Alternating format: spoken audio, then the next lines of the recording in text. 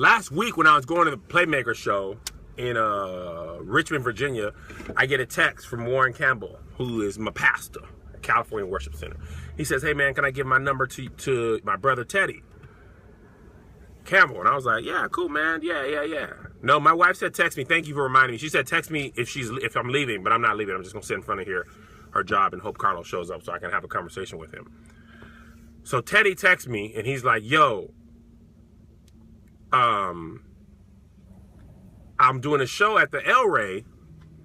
Can you host and do 30 minutes?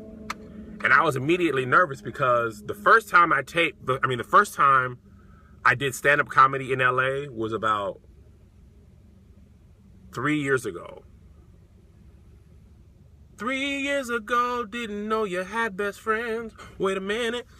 Yeah, it's about 3 years ago, and it was in where I live now, Reseda, a very small comedy club, and there was 20, 30 people in the audience.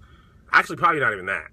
Maybe 20, 30 people in the audience. And I was up with 4 or 5 real comedians. BT Kingsley, who's a Periscope broadcaster on here, he was on that show, and they at this time I was just starting out in comedy, and they were all working comedians on the road, professional.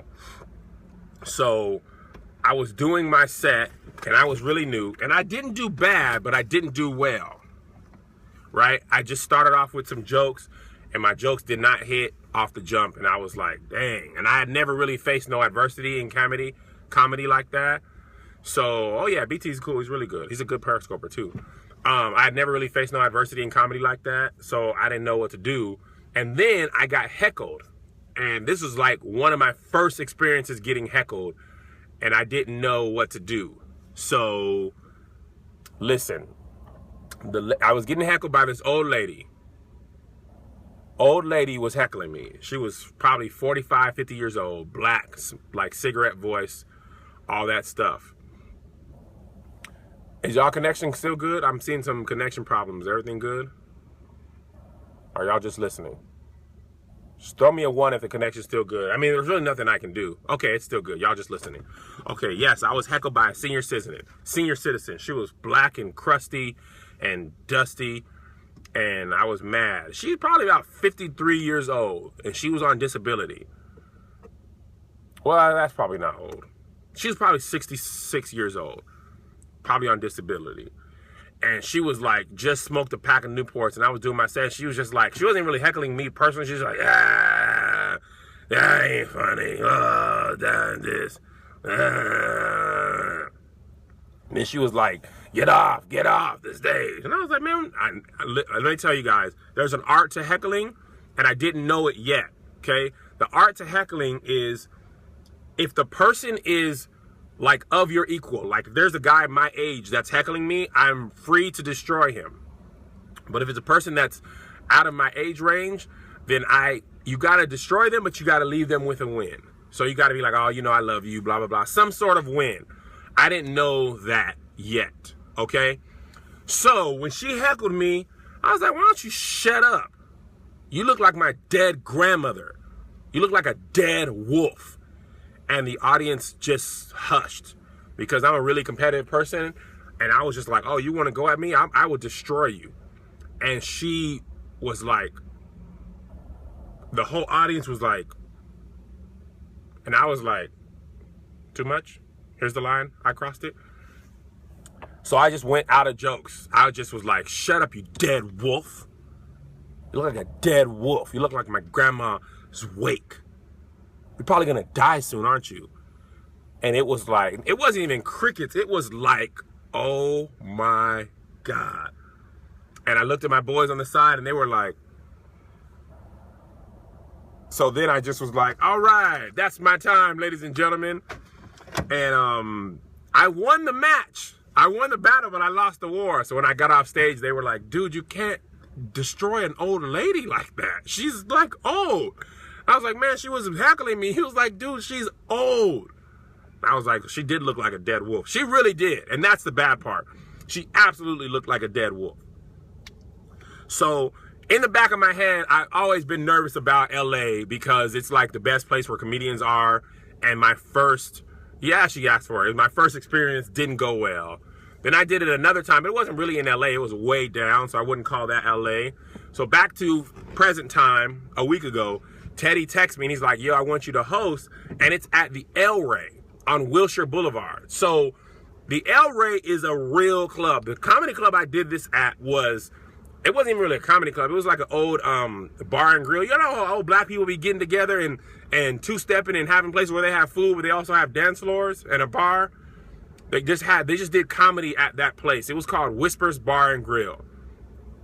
So we went there and it wasn't really comedy. So the El Rey, if you don't know, Russell Simmons had produced a show called Stand Up at the El Rey. Russell Simmons presents Stand Up at the El Rey, and I think it was on Comedy Central, or I don't know, it was on something. But it's it was like a real venue. So all my friends at work and people I know in LA have always been like, better to heckle you with, my dear. That's hilarious. Ty 1231, that's hilarious. The better to heckle you with, my dear. So yeah, I'm sitting in the passenger seat because Melissa was driving. So anyway, back to present time. I invited my coworkers and my friends to the comedy show last night. Well, it was actually Teddy's show, and I was just doing 30 minutes. So I invited all my coworkers, and they were like, oh man, I never seen you do stand-up, so I'm coming. So like, that made me nervous. I would rather do stand-up in front of 10,000 strangers than in front of 4 people I know that haven't seen me do stand-up before. Like Shari and Sharice see me do stand-up 100 times, and Jay see me do stand-up. My wife see me do stand-up. I would rather do that in front of them. No, I've never been to Africa, but I would love to come. So, but 4 or 5 people that know me but have never seen me do stand-up make me nervous. So I was already like 3 times nervous. I was nervous because the bad experience I had in LA the first time.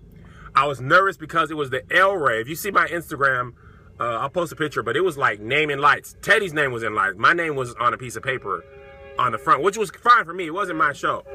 But it was like in Los Angeles, California. And 30 minutes is a long time. If you've never done stand-up, headliners do 45.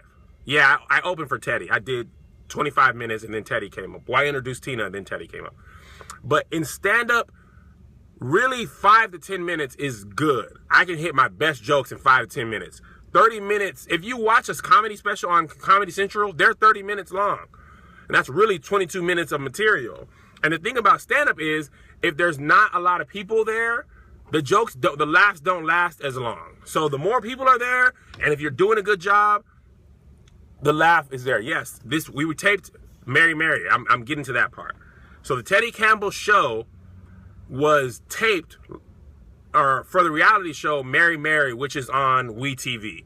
And that was the third reason I was nervous, because this wasn't just a regular stand-up comedy show. This was going to be taped for TV. And I didn't have no good lineup like I wanted. So here's why it didn't go as well as I planned. I wanted to give y'all the backstory.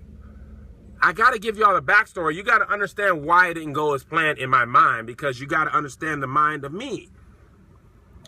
Oh, yeah.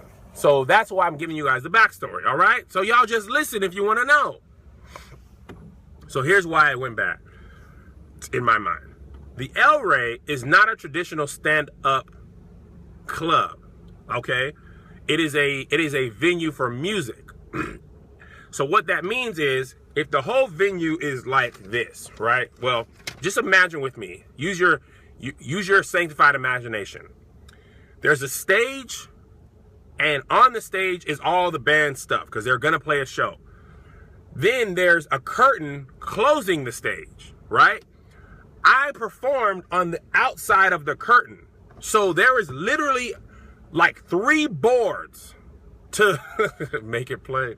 3 boards in front of the curtain, and then they just built or put like a big square.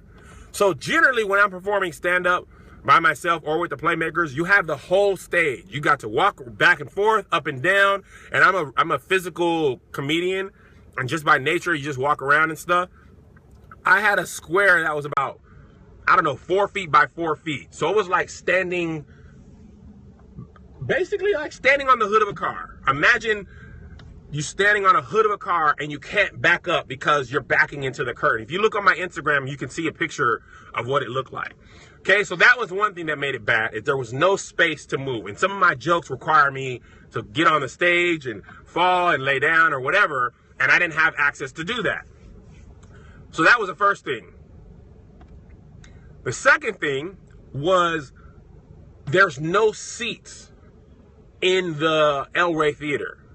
There's no stand-up required. To do good stand-up, it's about being close to the audience. And the way the El Rey was set up, it was a stage and then it was an open thing. So it was standing room only. So you couldn't, like, there's not people sitting in seats in front of you. There's just a big open space. So the audience, of course, there's a big open space and then all the seats are around the sides. There's no seats in the front. So, and the audience people don't want to be in front of you in a stand-up because they don't want to get heckled. They don't want to be called a dead wolf. So they don't, by nature, they don't do it. Oh yeah, Teddy killed and Jubu did cool. And I didn't even know Jubu played bass. I thought he only played guitar. And Teddy was playing the drums and singing, which is impossible to me. So the show was amazing. But my part is what we're talking about. That didn't go good. Forsaid's going for Periscope. I missed that. Forsaid, good win last night, man. Came back. Overtime. Balling. Anyway, so the reason the stand-up didn't do good, I didn't do as well as I would like, is because I couldn't even, like, it's hard to explain how far the audience was.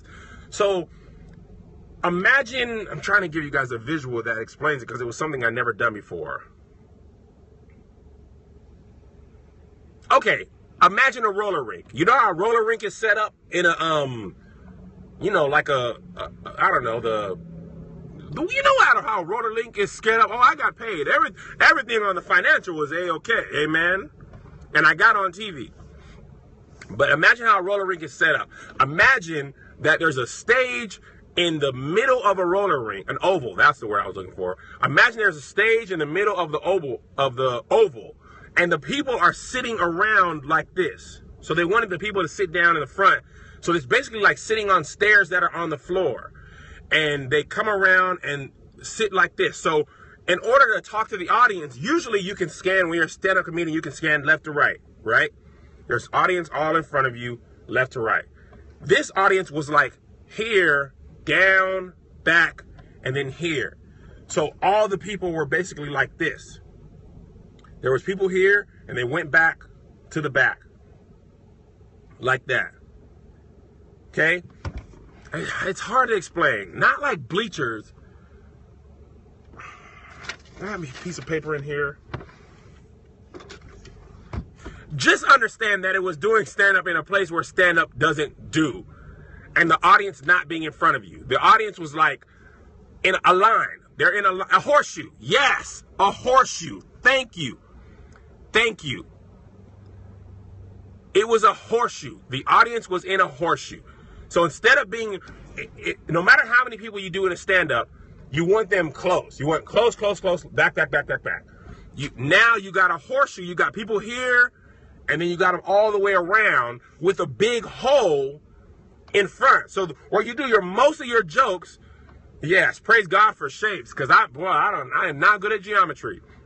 So the horseshoe makes it nearly impossible to engage with your audience.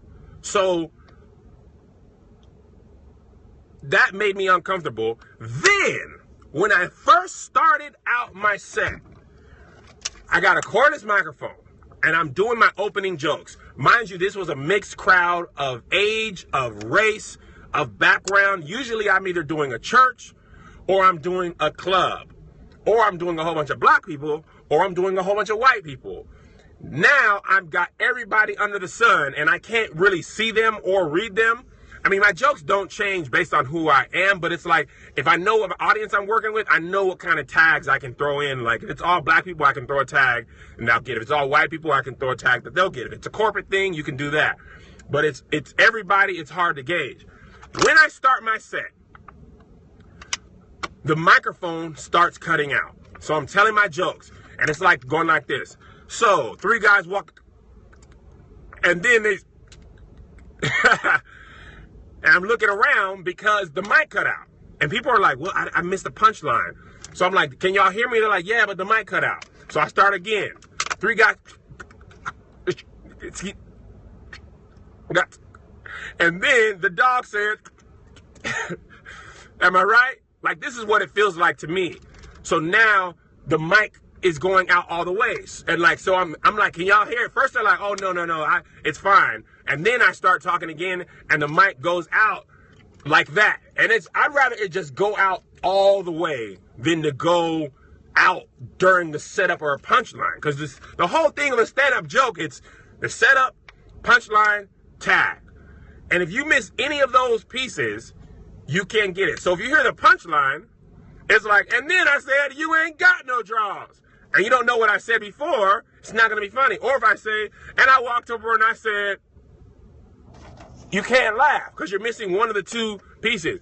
Comics don't do sound checks generally because all you need is a mic to work. So I test the mic. They're doing sound check prior. They're testing 1, 2, 2, 3, 4.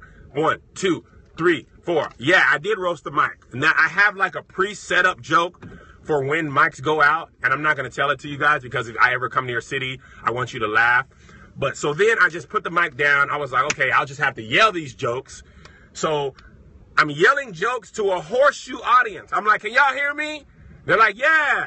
Can y'all hear me? Yeah. All right. So 3 guys walk into a bar, and then the guy starts checking the mic from behind the stage. A tag is like the end of the joke. So if I say, oh man, tags are really hard to explain, but it's like once I make my joke, I have another, it's an addition to the punchline, okay? So it's like, it's just an addition to the punchline, okay? Yeah, it's adding jokes at the very end, like, man, if I say, I ain't never had no girlfriend, I ain't never had no girl, I ain't never had no friend, I ain't never really had a human, I'm not even here right now. Those are tags. If the joke's like, I ain't got no girlfriend, that's the tag is the 4, 5, and 6. Okay? So when I'm telling my jokes with no microphone, the sound man starts checking the new mic from behind the stage. So I'm telling my jokes like this, like, okay, so 3 guys walk into a bar, and he's like, 1, 2, 3, mic check. I was like, really, sir? Really? During my joke with the microphone broke, you want to check? Now you want to check the mic while we're taping Mary Mary's? I'm hoping for a spinoff called Mary, Mary, and Kev, and now is the time you want to test? How? How can you test the mic now when I need to be using it? So then he brings me a corded mic that is even shorter. Remember I told you there was no space already. There's no space to walk around. Then he brings me a corded mic that is pulling me back from the little square that I'm in into closer to the stage with the microphone. So the thing about stand-up is you got to get your rhythm going. So the rhythm's already messed up because I don't have a microphone. Then the rhythm, so those opening jokes, and when you're proving to new people, like I've got the luxury of most of the time I perform, people know who I am. They may not have seen me do stand-up, but they know who I am. Like they came out, they see me on Instagram, Facebook, YouTube, or they know the Playmakers. So the hardest thing in stand-up is to get people on your side. So if you don't know who I am, then I got to start, my opening jokes have to get you on my side. If I don't get you on my side early, then you're not going to laugh. You're just like, oh my God, this dude's not that funny. So if a mic's going to go out, it needs to go out in the middle. But I'm trying to establish to the audience, that I'm funny and the mic's cutting out. So now I gotta they done dug, and it's not Teddy Campbell's fault. It's the microphone's fault in the event thing. But it's like they dug me a 6-foot grave that I gotta climb out of, and I was like playing basketball with my right hand tied behind my back. So that's the one thing that messed. Yeah, the devil blocked my spinoff. Mary, Mary, and Kev was gonna be a hit on WeTV. They was going to be a hit. They was going to be coming, Zay Zay and JoJo. I mean, it was going to be a hit, but I got messed up. So then I finally get the good corded microphone, and we're off to the races. And I started, and I was hot. and I got TV lights, and I got nerves. I got my coworkers all sitting on my side. So the reason the horseshoe is bad, because to make, in order to be a good stand-up, you got to connect with the audience. So I got to connect here, and then I got to connect over here. I need to be able to scan. I don't want to be like, hey, so then I said, that is crazy. Like, and I don't want to play to one side and not the other side. Usually just play to the middle and scan your eyes back and forth. Like you see stand-ups, or you walk back and forth and you play a joke to this side and you walk and you play a joke to get to this side. Y'all gonna stop telling me to rush on my Periscope. I'm gonna take my whole entire time and tell my story my whole entire way. Okay? I'm gonna take my whole entire time and tell my story my whole entire way. If you don't like it, get out. Walk away. If you don't like it, bye.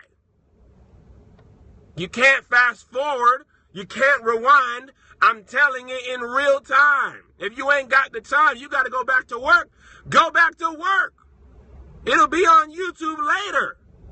Don't rush me. I don't like being rushed. I feel like people are pushing me. I'll take longer. I'll take as many tangents as I want. I'll set up the backstory. I'll tell you the foreground, the background. I'll tell you what I was thinking. I'll tell you that my leg itched and I had to scratch it. I will take every second that I feel like taking to tell my story so that you understand it. And if you don't like it, goodbye, sir. Like the end of Willy Wonka. Good day, sir. I said good day, sir. But we took the fizzy lifting drink. Good day, sir. How you gonna rush me on my broadcast? Good day, sir. That's how I'm gonna block people from now on, just like Willy Wonka did. You drank fizzy lifting drink, now the walls have got to be clean, and they're wet, and there's bubbles. Good day, sir. Good day, sir. He's a crook. He's a scoundrel. You can call me what you want, but good day, sir. Good day, sir. I love that movie. Okay, so now you guys understand the backstory of why Good Day Dead Wolf. Now you understand the background. So once I got that corded mic, I'm here with my left hand behind my back, right hand behind my back, playing basketball, and I can't do all my good moves. And the thing is, stand-up varies between how many people are in the audience and how well the jokes do. So if I could have brought the audience forward, basically the more people you have in the show, the longer the jokes go. Because when you're laughing, everybody's laughing. You can joke and everybody's laughing. You can tag, laugh, laugh, laugh, tag, laugh, laugh, laugh, tag, laugh, laugh, laugh. But when the audience is spread out like that, they don't feel connected, so they don't feel the unction to laugh as much. Like when Jay and Ant did the Staples Center, when we performed at the Staples Center for How Sweet the Sound a couple years ago, there was like 15,000 people there. And I was more nervous last night than I was at the Staples Center because I had Jay and Ant, we had 2 minutes, and we had 15,000 people who already had just seen one of our funny videos, so they're already laughing, they already like us. We go do a little bit of something and they are dying. I mean, dying, laughing, and that was like the best thing. And the people who couldn't see could see on the Jumbotron. Last night, the audience is spread out. So all of that was going against me. But at the end of the day, luckily, I've been doing stand-up for 5 years. Oh yeah, intimate settings are harder. Me and Ant did a show together with like 6 people. It was me, Ant, and 6 women in a basketball gym with no microphones. And they paid us for 45 minutes. And we did all our jokes and killed for 30 minutes. And we were like, whoo, all right, man. Whoo, yeah, thank y'all. Good night. Went into the back, the little lobby thing. And they came out and was like, man, that was good. That was so funny. And then we paid you for 15 minutes or 45 minutes. It was only 6 people because it was like a women's exercise thing. It was just, I don't know. They wanted some comedy at their women's exercise thing at a church. So it was like 6 church mothers. And we had no microphones, no music, no nothing. And we are giving our best jokes. And we did all our time. And we came back. She was like, we need 20 more minutes from y'all. We were like, 20 more minutes? Jesus. We don't have 20 more. We gave you everything we got. We got everything. It was like, look. And they had paid us like $42 because we weren't commanding nothing at that time. We were like, you can have the money. We don't need no money. We can't go back out there and make these church mothers laugh. She basically was like, run me my 15 minutes. So we had to go out there. Me, Jay, and Aunt have had some terrible shows in front of 11 people, 20 people, all types of stuff. But never have I performed in front of a horseshoe. But God, and I'm doing my closing message. But God, once I got the microphone, oh yes, once I got the microphone and it was plugged in, I start hitting them jokes. Bop, boom, start laughing. Bow, boom, start laughing. Do a little crowd work. The thing about crowd work is jokes that are not planned that you do.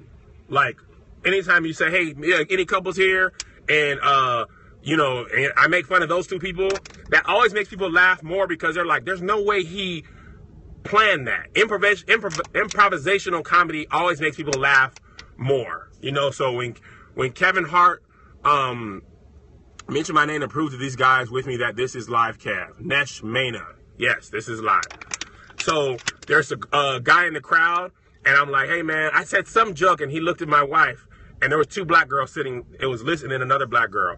And I was like, you looking at my wife, man? What you think she cute? And he started laughing. He's turning red. He had a shirt with like 8 buttons, and he only buttoned the bottom 3. And I was like, man, you really got out the house and left like that? Like you looked in the mirror and said, no, this is good. You know what? One more button. And popped it off. And they start dying and they start getting my side. They're like, oh, okay. My coworkers thought I was hilarious. And I listen, I'm going to be harder on myself than anybody. Lissa was like, Kev, you're tripping. You killed. The audience was laughing. No, that's the other reason I didn't think it went that well. Since the audience was spread out like that, you can't hear, you can't hear people laughing. I work at All Def Digital. See, it's my shirt. And we got career day. No, I'm talking about last night. So I was doing a little crowd work. Then I started doing my jokes. I started doing some jokes about sex and marriage. And then the Campbells brought their children in. So I was like, oh, I will stop talking about what I'm talking about then. And I went to another joke, and that was a good joke. So no, you couldn't hear them laughing. So when I got off stage, my coworkers were like, Kev, you were so funny. You killed. Oh my God, I didn't know you were that funny. I mean, I knew you were funny from work, but you're like a real stand-up. And Lissa keeps it real. She keeps it real. When we did plays that she didn't like, you can't be my wife and not keep it real. She would, I was telling her my set, and she was like, I don't know if you should open with that joke. You should open with this joke. So I did. I just listened to her. She was like, nah, because I did a joke about, on the Friday, his show is called Revival of a Man. And I was like, I should do a joke called I didn't want to come because it said revival. I didn't talk to Tina about it. I just handed her the mic and she went talking. I don't know him like that. I don't want y'all to think that we're best friends. Like, I talk to Warren sometime, but I don't know them all. Like, we're not best friends. I'm just a regular guy like you. I talk to Jason. But, so I opened with the joke Alyssa said, and then by the time we ended, they were dying. They were going. The guy gave me the wrap-up sign, and a joke I used in the middle. I'll just tell y'all the joke, because it'll probably work again. I did this joke that we had talked about at work, and it's like, stand-up comedians are always like, all right, married couples make some noise. They'll do anything to get, people clapping if it's not going well. And it was going well at this point. It ended well, and I hope they use some of the better parts. My fear is that they'll use the parts where the mic was messing up and make me look like I'm not good. And I'm going to be like, nah, because I know reality TV will, if it's in their best interest to make it look like I bombed, they'll use that part. Because when the mic was cutting out, Tina was walking in. So all the cameras were there, and her family was walking in to the left, and all the things, and that's when the microphone was going out. So they could either make me look like I've never done stand-up before, or they can make me look like I'm good. And it will be very bad for me if they make me look like I'm bad. Because I'm going to be like, man, yes. My hope is that they just take one of my good jokes. And I don't know, man, because hopefully the Campbells protect me, but they don't really have control like that. The TV people are going to be like, no, this is what we're going to put. So, but if I got to overcome that obstacle, it won't be bad. But my hope is that they just do the last joke when I was introducing Teddy. But I guarantee you, when Tina was walking in, the mic was messing up. So I ended up doing really well, and I'm proud of myself. I'm happy that I did. Oh, I forgot to finish the joke. Okay, the joke goes like this. Stand-up comedians will do anything to get you on their side. So they'll make anything to be a connection. So any married couples in the audience, married couples, clap your hands. People people clap their hands. Single people, clap your hands. Clap your hands. All right, if you woke up this morning, clap your hands. All right, if you got legs on your feet, clap, clap. All right, or you got legs, you got toes on the bottom of your feet, clap, clap. Okay, if you ever met your mother, clap, clap, clap. All right, you met your mom. If you ever seen a picture of a baby on Facebook, all right, clap your hands. Babies be being born, am I right? Like, the whole joke is a joke about how stand-up comedians do transition. And that was the first time I ever done that joke, and it worked really well. And I never do new jokes at new places because I'm nervous, but they were cracking it up. So then at the end, when they wanted me to bring Tina on, there was a whole bunch of people that they were like, the guy whispers in my ear, tell the people to come up. And I just started making a joke really specific. Like, a guy was coming on, he had like a weird cardigan and backpack on and sunglasses. I was like, if you got a cardigan on and backpack and sunglasses on, clap your hands. All right, all right. If I'm pointing at you and you got natural hair, all right, clap your hands. Protein treatment, am I right? If you got a protein treatment, clap your hands. All right, natural hair be growing, don't it? All right, bonnets. If you wore a bonnet, clap your hands. Okay, okay. All right, if you ever breathed before, clap your hands, clap your hands. If your eyes blink. So they start laughing, they start walking. I'm like, walk up, walk up, walk up. If you're at the show tonight, all right, clap your hands. You can hear the sound of my voice. Okay, all right, okay, all right. So that was a new joke that I never had used before, that I made up with my coworkers that morning, and I used it, or the day before, and I used it, and it worked. So I was really happy about that. I was like, okay.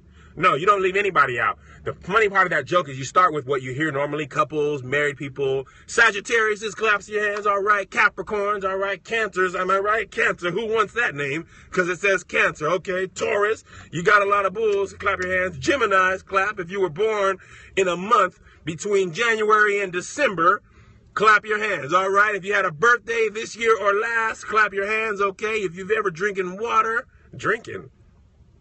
if you know what water tastes like, clap your hands, all right. All my independent ladies, clap your hands. If you're single and alone, clap your hands. Netflix and chill. If you ever watch Netflix, am I right? Netflix and chill, okay. All right, yeah, all right. If you're on Periscope, clap your hands. Periscope, am I right? The broadcast always freezes. All right, yeah, tap your hand, tap the screen if you ever tap the screen. If you got a cell phone, clap your hands, all right. iPhone owners, clap your hands. Okay, Androids, clap your hands, okay. If you got a telephone number memorized, clap your hands. If you got a telephone number memorized. If you don't know your dad, clap your hands. I don't know mine. Am I right? If you know who Beyonce is, clap your hands. Clap your hands. You know who Beyonce is. Blue Ivy, am I right? It's like a color in a flower. Am I right?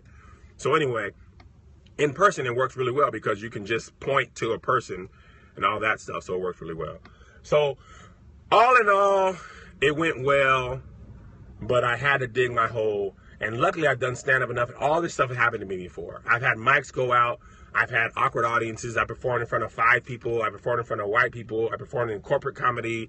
And I needed all that stuff to get me going. Yeah, if you got blood flowing through your veins, all right. If your heart beats, okay. If you got brain waves going. Brain waves, synapses, all right. Synapses firing, okay. Fingernails, if your fingernails grow and you got to cut them, clap your hands, okay. But anyway, luckily I've been through all those bad things in stand-up. Why am I holding this like this? I've been through all these bad stuff. I had mics cut out. I've had awkward audiences. I've had far audiences. I've had bad sets. I've had bad jokes. So the good thing about having experience and doing something is you don't get nervous when it goes wrong. Like I messed up, but I've been there before. It's like a quarterback. I threw a pick, but that don't mean the game's over. Okay, y'all got that one. I'm going to get you back. You know, threw a pick or two, fumbled the ball. but I'm going to go and take my team down and win. So I basically started off with 2 interceptions, returned for pick 6, and we won the game in overtime. Huh? All right. Melissa's at work. I'm sitting in front of her job right now. And I'm going to get off because I'm assuming my brother is going to come on, and he's Jason Fredericks, and it's Testify. So I'm going to go join his podcast. Thank y'all. Keep y'all, and I'll see y'all later.